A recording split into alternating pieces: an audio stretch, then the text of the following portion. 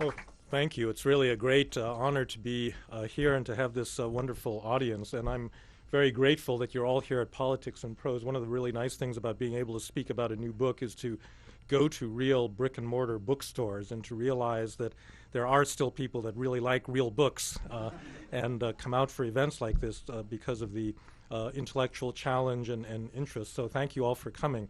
So I'm going to get straight into it. I wrote this book for a number of reasons. Samuel Huntington, the political scientist, was my teacher when I was a graduate student at Harvard. He wrote a very important book in 1968 called Political Order in Changing Societies, which I think, rereading it now in light of the Arab Spring, actually is probably one of the best guides to what is going on in the Middle East at the present moment. But it's a book that needed to be updated, and I thought of a project of doing a revision of this book. Among other things, it opens on the very first page. It says the Soviet Union and the United States are equally developed political orders, and that didn't seem quite right after the fall of the Berlin Wall.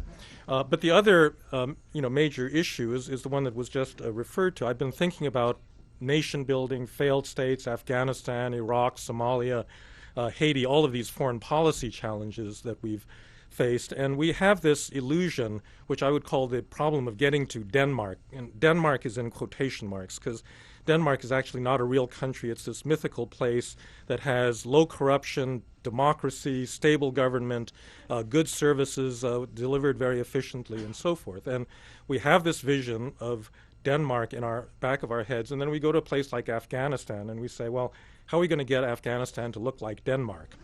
And it doesn't work very well. And part of the reason I began to realize was that we don't understand how Denmark got to be Denmark. I actually have had a visiting professorship at Aarhus University in Denmark, so I've been going to Denmark for the last few years.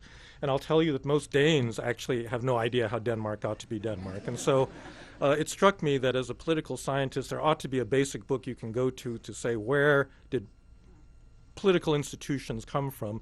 I didn't see one, and so I decided to write it. So that's why we get the book that I've produced. So I also did not want to write a book on the origins of politics that told this traditional Eurocentric or Anglo-centric story, not because I'm opposed to England or the West, but I think it's a distortion, and it's one that's been taught still in a lot of the discourse that really begins with Karl Marx, that sees England as the model for modernization.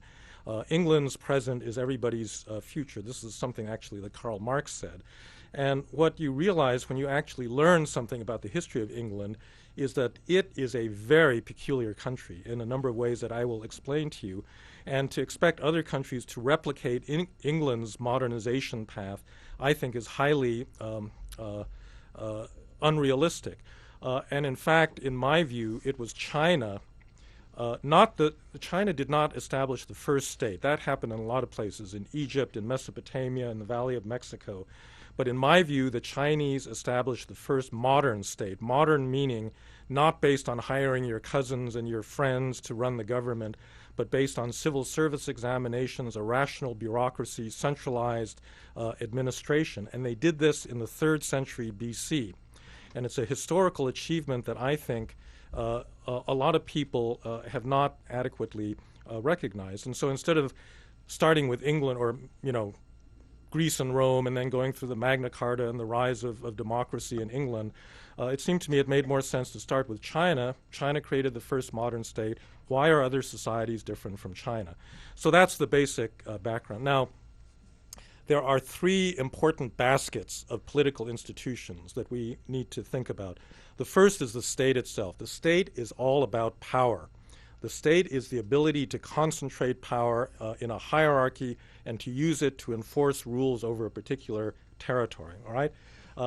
In the developing world, and this again is why I think we sometimes take politics for granted, we assume that things will happen. Like long term, I lived in Fairfax County for 20 years, and the potholes always get filled every spring. And why do those potholes get filled, but not in Papua New Guinea?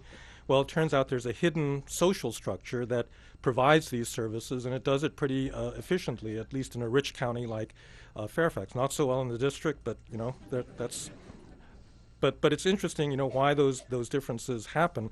And I think that all of the anti-government activists, of which there are many, especially in our society, don't understand that if you want a country that doesn't have a strong government that's able to enforce rules, you ought to move to Somalia or Afghanistan or, a less developed country that actually cannot enforce rules on its own territory. Somalia, if you want to own not just an assault rifle but a RPG or a shoulder-fired anti-aircraft weapon, you're free to do it. But it's not a very happy society because it doesn't have institutions. All right, so that's the state.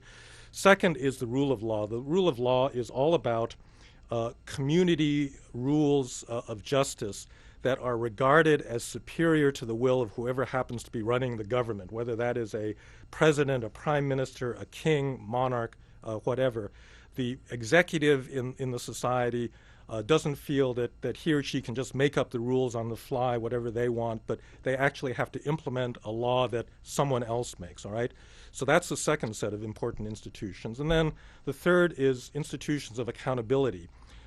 Today we associate those with democracy, with elections, but that's not the only form of accountability. And in any event, when accountability institutions were first put into place in 17th century England, the king was accountable to Parliament that only represented 10% of the English population, the richest 10%. And so you can have accountability without having democracy. And I believe, as in China, you can also have moral accountability. That is to say, a government can feel obligated to take the interest of its citizens into account even in the absence of elections. So the question is, where do these come from? The state is all about the concentration of power. The rule of law and accountability are all means of limiting power. And the miracle of modern politics is that you get the President of the United States, who is the most powerful individual in human history. He can nuke the rest of the world if he wants to, but he doesn't because it's all limited by law and by accountable political institutions. It's a kind of miracle of modern politics, all right? So I'm going to tell you a few stories from the book in each of these baskets. Let's begin with the state. The state, in some sense, is, in my view, a big struggle against the family. Human nature tells you a couple of things. There's a universal human nature. And there are a couple of biological principles that govern human sociability. We sometimes get this incorrect notion from Thomas Hobbes that before the rise of the state, you had just people clubbing each over the head, in a gnomic war of all against all. But that was actually never true. Human societies never went through that period. They were always social, and they're social because they're born with certain characteristics that allow them to cooperate. So one of them is a principle called kin selection or inclusive fitness by the biologists, which simply means you're going to be altruistic to people in proportion to the number of genes you share with them. In other words, nepotism. You're going to favor relatives. The second principle is reciprocal altruism. You scratch my back, I'll scratch yours on a face-to-face basis. And no human child growing up anywhere has to be taught these mechanisms. These are inbuilt forms of sociability.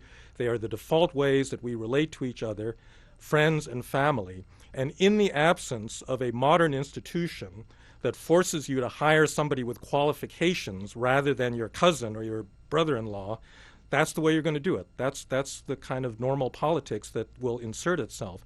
And so in a sense, the states arose in societies that were organized tribally, meaning people were in large kin groups. They all believe that they're descended from a common ancestor, that they're basically third and fourth and fifth cousins. And how do you get from a state that is based on kinship as a form of social organization to one that's based on citizenship, in which it's not a matter of who you're related to, it's the fact that I'm a citizen of the state of France or Japan or whatever. And so that's why there's a struggle, constant struggle against especially this biological urge to protect your children. Now, how did this happen? In China, it unfortunately happened as a result of centuries-long military conflict.